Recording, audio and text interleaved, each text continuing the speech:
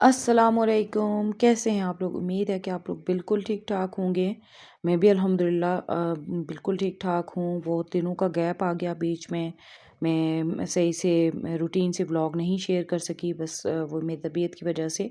अब अल्हम्दुलिल्लाह मैं बहुत बहुत बेहतर हूँ। अब इंशाअल्लाह रूटीन से ही मेरे व्लॉग्स आया करेंगे।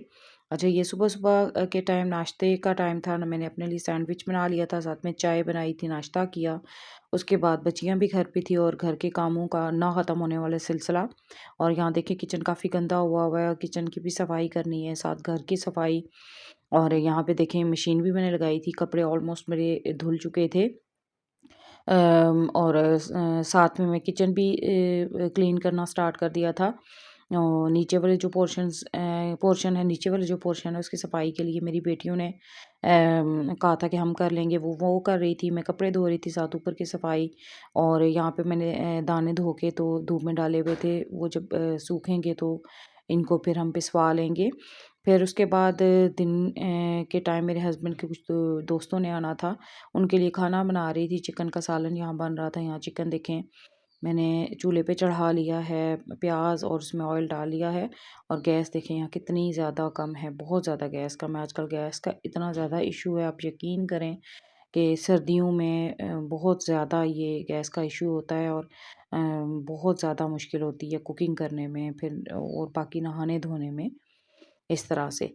तो यहाँ देखें मैंने टमाटर का जो पेस्ट मेरा फ्रीज़ हुआ हुआ है उसको मैंने प्याज के अंदर शामिल कर लिया है। यहाँ मैं चिकन का सालन बना रही थी, फिर साथ में मुझे अभी मीठा भी बनाना था। उसके अलावा रोटियां वगैरह तो मैंने बाहर से मंगवा ली थी।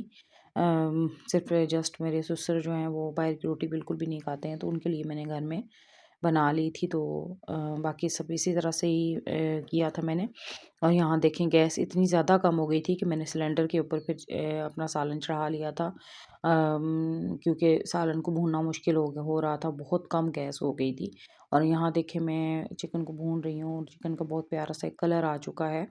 फिर उसके बाद मैंने इसके अंदर पानी ऐड कर दिया था, जो मुझे रिक्वायर्ड शोरबा चाहिए था बस उसके लिए। फिर उसके बाद बस इसमें मैंने कसूरी मेथी डाल दी थी। और मेरा सालन बहुत अच्छा सा देखिए कलर बनकर मेरा सालन रेडी हो चुका है। बहुत यम्मी बना था।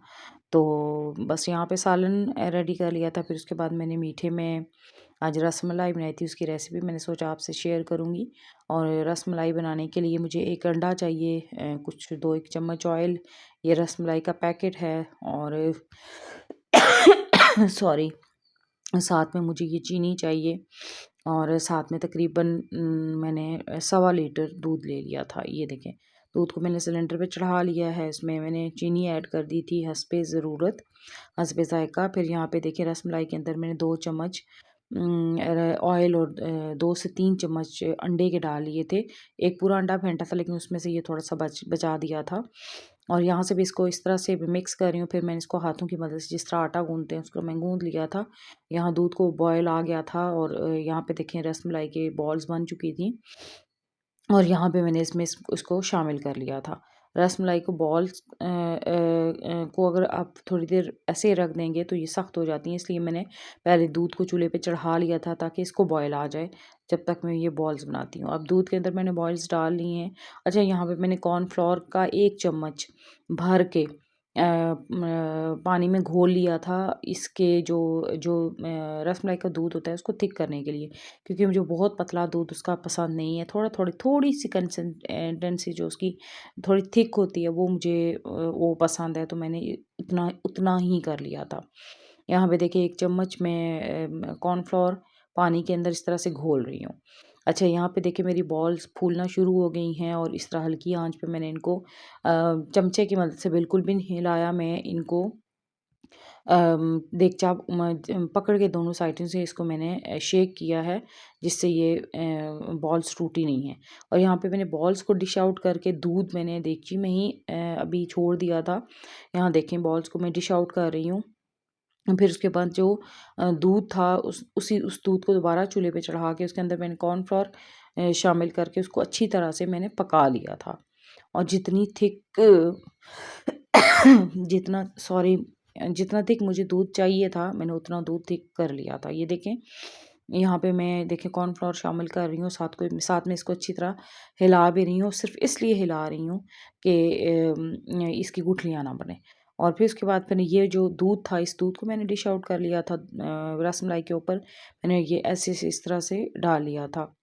ये देखिए मेरा इतना ही थिक मुझे चाहिए, इससे ज़्यादा थिक नहीं अच्छा लगता है क्योंकि वो बिल्कुल हलवा सा बन जाता है।